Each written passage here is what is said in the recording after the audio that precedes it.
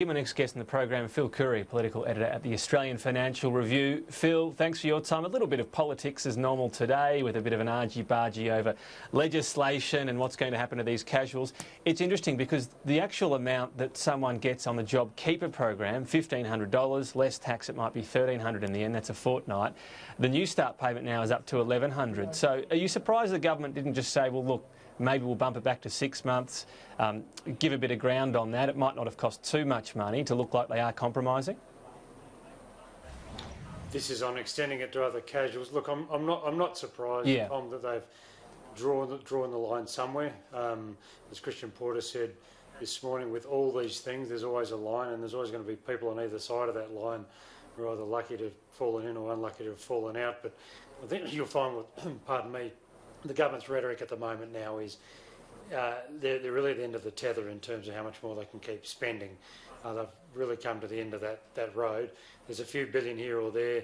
They've still got stashed away for emergencies and so forth and unforeseen circumstances. But the Prime Minister's at that point where if we're going to get out of this, we can't, financially we can't get too much more into it. So they're now starting to make a few hard decisions, and this is one of them. It's interesting. So what does that mean down the track if after 6 months, that seems to be the time frame for just about everything right now, it can't be contained, perhaps winter doesn't go all that well for us, other outbreaks happen. What then? We just have to sort of struggle through it with no further stimulus measures? Look, I think it's a little bit wishful thinking on behalf of the government that this is all just going to be shut off on October the 1st. It's going to be, these things are easier to start than stop. And how do you tell someone who's still unemployed with little job prospects in October that we're halving your benefit or the $1,500 just dries up? I suspect, and I think the government knows, some of this stuff is going to have to taper off rather than be turned off straight away. But at the same time, the Prime Minister, I think, is going to start using language, more blunt language, that this is finite, don't get used to it. We've got to claw our way out of this in an economic sense as well as a health sense. I think he's quite keen to disabuse us. This notion that's starting to do the rounds that somehow he's re-embraced, or he's embraced socialism. There's no ideology. It's what's called an emergency response. Well, I guess at least they've got some time in that regard to see how it's playing out before the tougher language comes. What about looking at the positive? I mean, right now, a lot of the trends are good. Yes, we don't know perhaps the true extent. We're going to get some random testing from ACT in the next few days. So they're going to be testing people who don't fit the criteria, who turn up wanting to be tested, but every now and then they'll test a random person, so we'll get a better idea. In New South Wales, Victoria, it's expanding as well. But you'd have to be encouraged, wouldn't you? I don't think we predicted the curve would be coming down from March 24 quite consistently in the way it has.